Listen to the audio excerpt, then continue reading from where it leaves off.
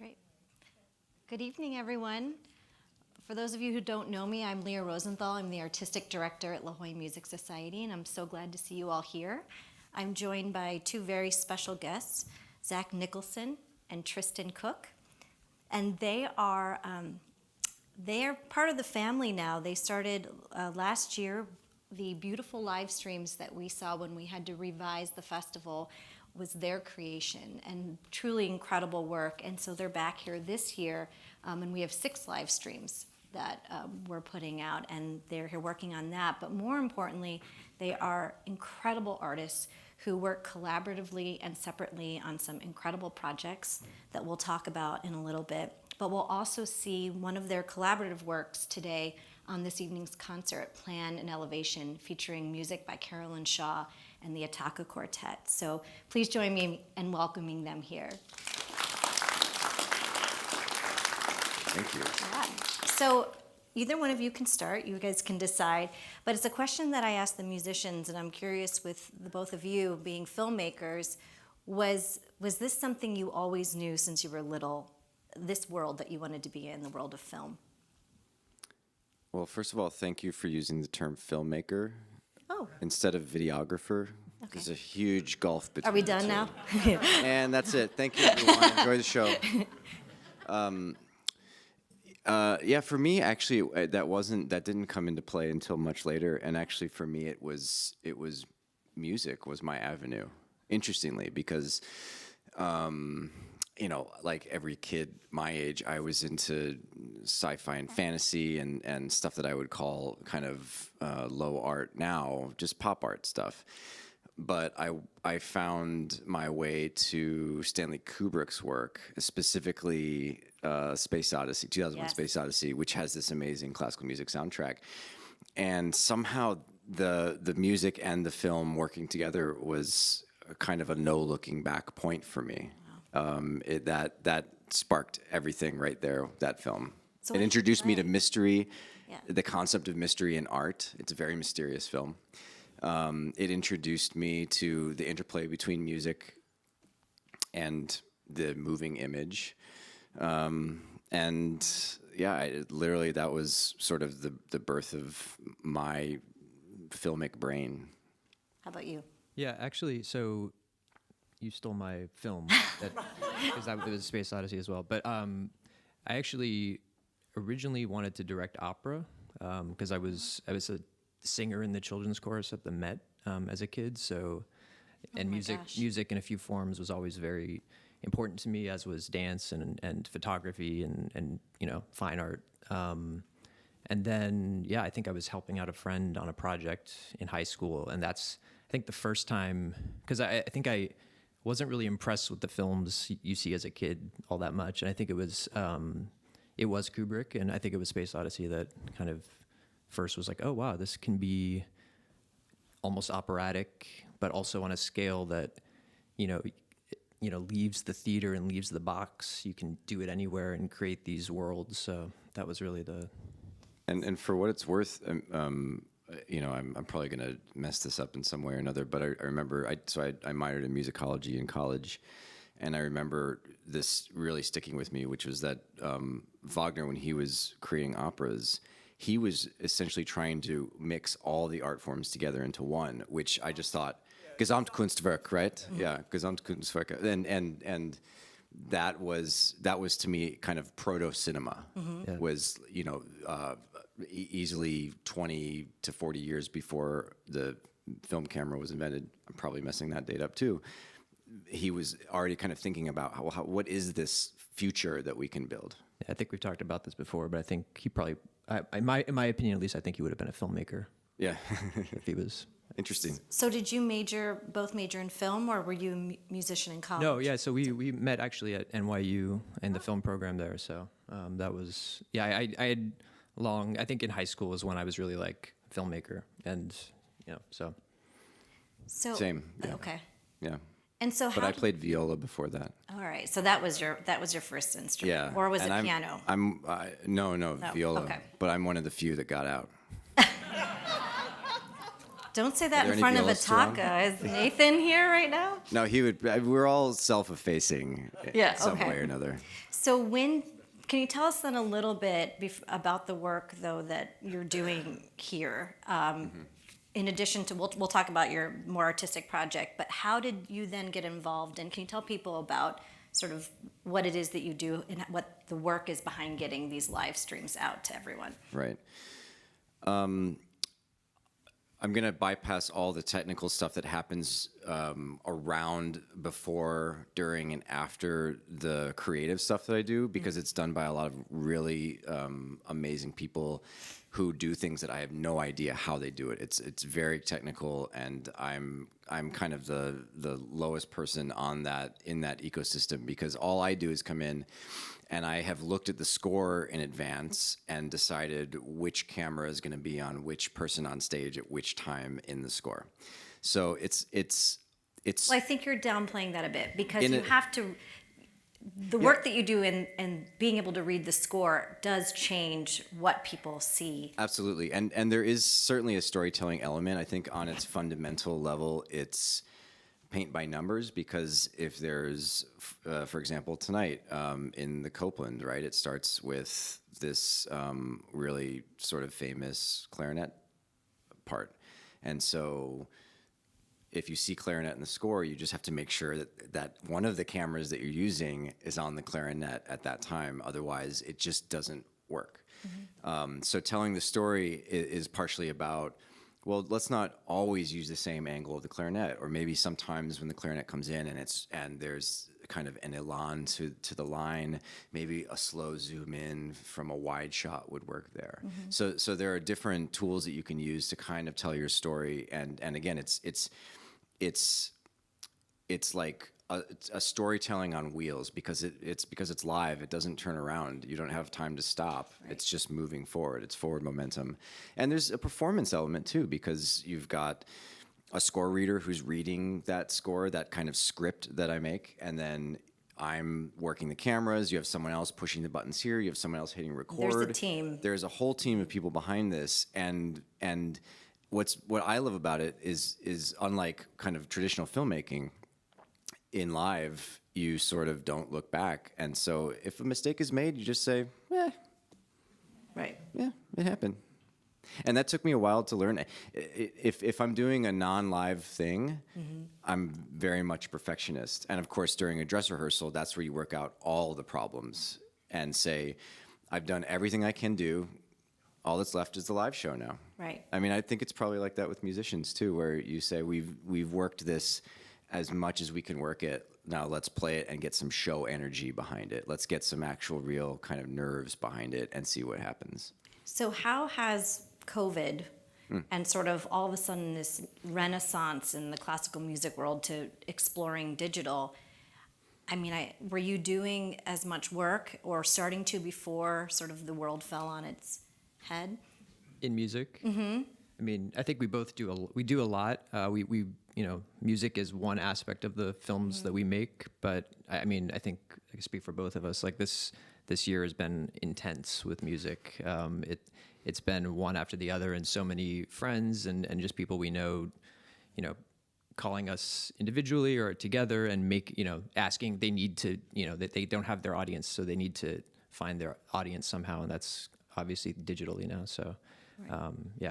It's been a very busy year in that respect. As the world starts to open up, do you have a sense of all of this and whether it'll continue, or you think people will? This is a great question that I'm trying to figure out. Like, I would love actually a little bit of a break. Right. Doesn't seem to be happening yet. And I mean, as you know, like the classical music industry used to be scheduled like 2 to 3 years in advance, and now everything, and video was always kind of like, well, we'll slot it in last second or whatever. And now, I mean, one of the interesting things about the pandemic was that like video was the presentation because there was no live. Right. And so now that we move forward and people are taking this kind of hybrid model, a lot of stuff is like we're getting scheduled further in advance now too. Right. And sometimes even before artists are getting scheduled, which is very interesting to me in some cases. So yeah, my sense is that it's going to continue in a hybrid model we had last year was, like Zach said, very intense. It was kind of one of the best years I've ever had because we, just so you know, when you're trying to do what we do, oftentimes it's like, well, we can't put a camera there because it's going to block somebody's view, or you're killing 2 seats to put a camera there. Oh, we can't do that. We need to sell those tickets. And last year it was like, yeah, just put the cameras anywhere. You want. There was nobody there. Yeah, nobody there. And so the stuff that we were able to get away with, again, at the service of the music, but doing so in a way that was sort of the ideal form of what we do. The counterpoint to that is that the relationship between, the onstage product, what musicians are doing, the artists are doing on stage, and the audience is obviously symbiotic, but also the relationship between the stream itself and the audience is symbiotic. Because at the end of a live streamed concert, big finish, and the bows go up in the air, and the note goes out into a void. And our artists all look at each other and they're like, now what do we do? Are we off air yet? And whereas now that we have audiences back, people can applaud and cover that, and You feel it that just energy. brings the energy up overall. So it is symbiotic. So one of the things I didn't mention when we started is actually we're going to show one of Zach and Tristan's films called Humanoid. It's about 10 minutes long, and so it's kind of, when we talk about this symbiotic nature with the whole evening of film and music, we'll actually get to show one of their collaborative projects. But we talk a little bit about Plan and Elevation that we're going to see? If Zach, you want to start that? Well, I think it originally came to you, so I think you should probably. Yeah. So, and I'll be able to throw it back to Zach because he was a huge part of it. I've known the Ataka Quartet for a long time, probably 12 to 15 years, and the cellist Andrew and I were roommates for easily 10 years.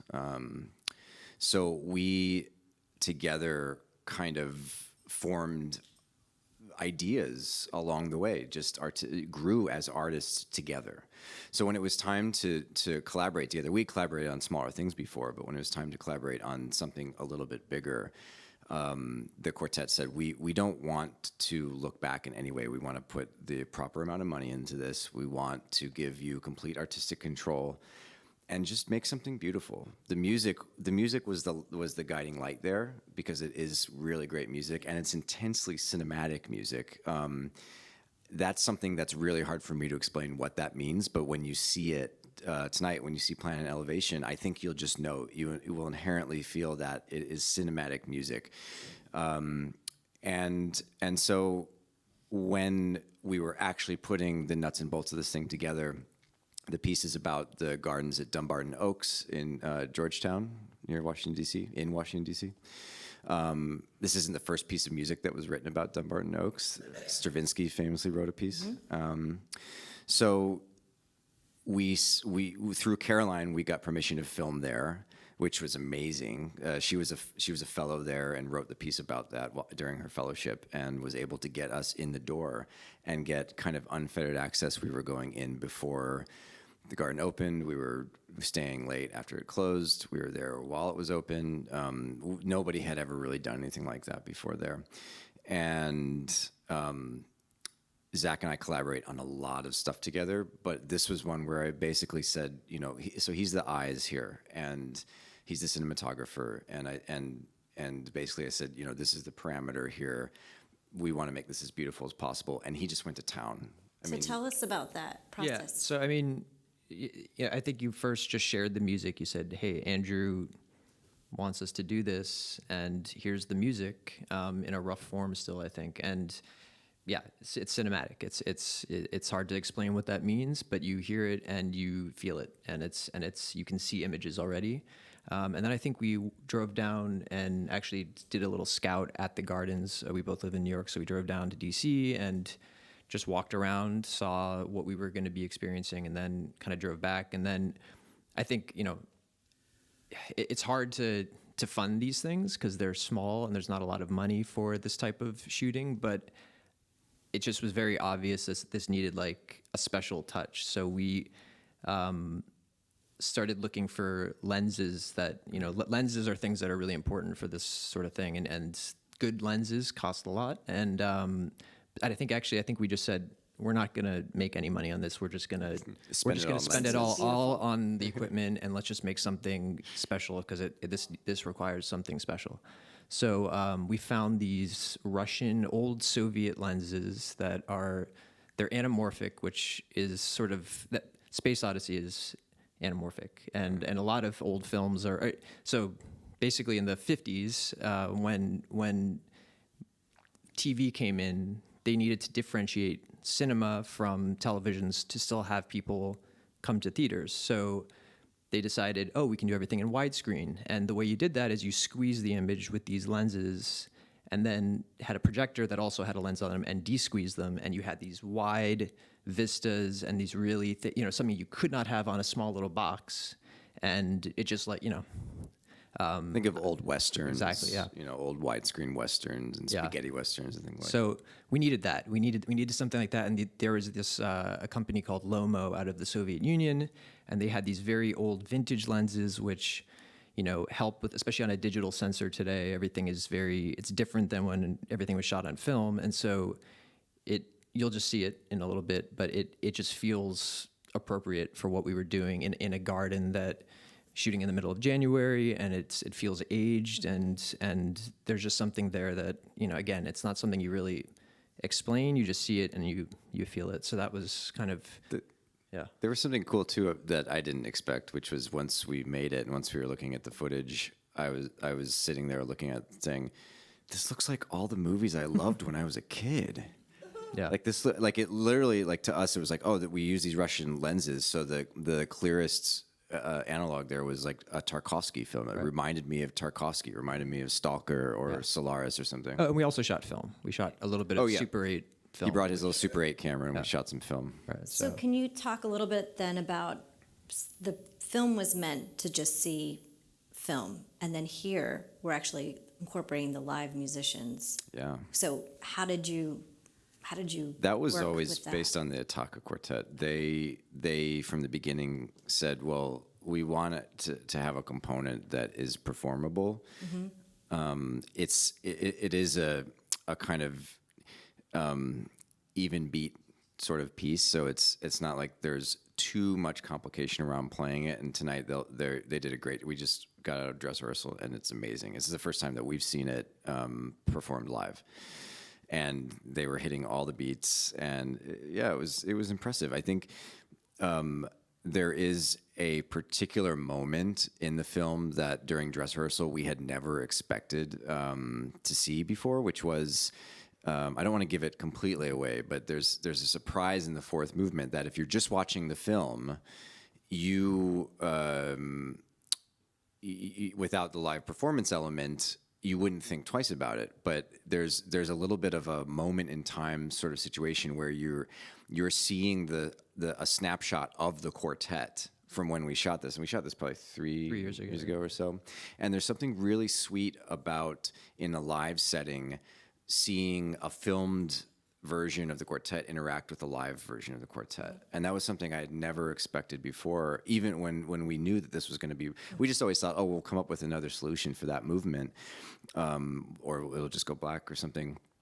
And it was a beautiful surprise. It was it deepens the conversation of what that interplay between film and especially live music can do. And it also fits with the themes of the film. Exactly. I think that some of the ideas of time and how that changes things. And yeah, it's interesting. Yeah. Well, let's quickly talk about Humanoid. Sure. 'Cause it's gone so quickly. And I think we have one of the stars of Humanoid in the audience. The star. Raise that hand. Raise that cello hand, poor guy. So this is Andrew Jans. He's a cellist. We've known each other for quite a while now.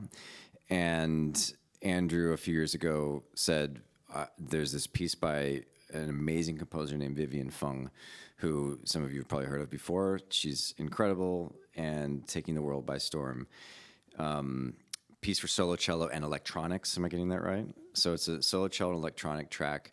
And similar to what the Ataka came to us with, the mandate was, let's make this as amazing as we can make it. Let's make it cinematic, and I'm not going to hold you back on the creative end. A lot of times, not for nothing, a lot of times in this field, you work not directly with the artist, but with their PR people, and the PR people have an agenda. And there's a makeup artist, and make them look good, and it's always just really refreshing for us to be told, you do you, you do you. We're not going to interfere with that. And that was the case with everything you're going to see tonight, which was just sort of letting us be kind of leaving us to our own devices. Do you want to say anything before we close? No, it was basically the three of us like shooting all night with, I think, again, no money. So I think we went to a free art place and just were like, all right, let's spend the next few hours gathering things and then do this. And it's sort of... It kind of reminded me of being a kid again, Yeah. like making films when you're a kid. Like it was very collaborative and pure. Wonderful. Well, we look forward to watching it, and good luck tonight. Thank you very much. you Thanks, all. everybody. Thank you.